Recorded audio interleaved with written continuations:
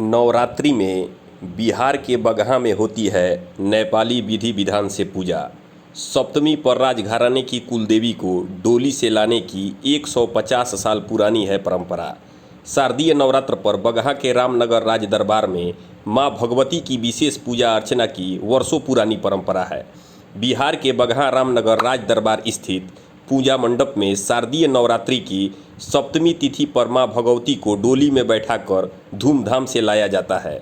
इस दौरान सैकड़ों की संख्या में श्रद्धालुओं की भीड़ उमड़ पड़ती है। इस मौके पर मां के स्वागत के लिए बड़ी संख्या में महिलाएं सड़क के दोनों किनारों पर लंबी कतारों में खड़ी रहती है और आदि शक्ति मां को हलवा पूड़ी बनाकर चढ़ाती है।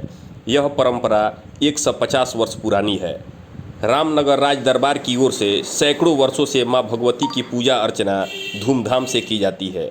इसके लिए सप्तमी को रामनगर से 5 किलोमीटर दूर स्थित देवी स्थान कोटबंजरिया माई स्थान से हजारों की संख्या में लोग पहुंचकर कुल देवी को डोली में बैठाकर पूजा मंडप में स्थापित करते हैं। इसी क्रम में आज काल रात्रि स्वरूप को डोली में लेकर राजघराने के सदस्यों की उपस्थिति में लोग पूजा मंडप में पहुंचे। सप्तमी पर डोली में बैठकर आती है माता। राज दरबार की कुल देवी को वर्ष में मात्र एक दिन राज दरबार में षष्ठी के दिन निमंत्रण भेजा जाता है। नवरात्रि के सप्तमी तिथि को देवी को डोली में बैठाकर राज दरबार स्थित पूजा मंडप में ले जाया जाता है। इस समय दर्शन करने के लिए हजारों की संख्या में महिलाएं सड़क के दोनों ओर खड़ी रहती है और आदि शक्ति मां को हलवा पूड़ी बनाकर चढ़ाती है। माना जाता है कि ऐसा करने से मां प्रसन्न होती है। नवरात्रि के षष्ठी तिथि को राज दरबार से राजा, ब्राह्मण और कहार डोली लेकर कोटबंजरिया स्थान निमंत्रण देने जाते हैं। वहां से बेल को कुल देवी का रूप मानकर निमंत्रण देते हैं। फिर दूसरे दिन सप्तमी को मंत्रोच्चारण के बाद राज दरबार में लेकर के आते हैं।